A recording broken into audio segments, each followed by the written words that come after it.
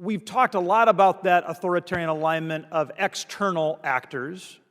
I'm curious, to what extent does that alignment extend to within our own borders?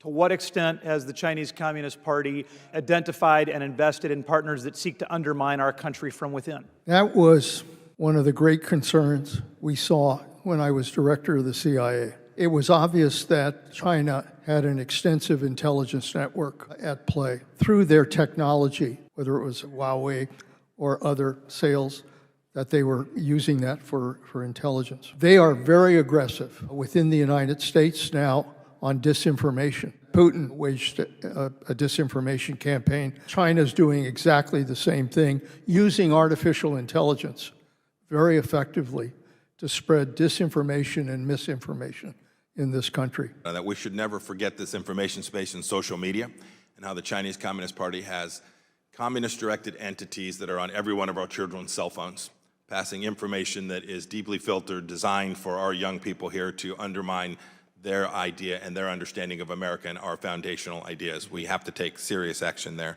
Second thought, it seems like a long time ago, but don't forget, this is the very Xi Jinping that unleashed a virus upon the world, that killed millions of people, including over 1 million people in the United States. It gets seldom referenced.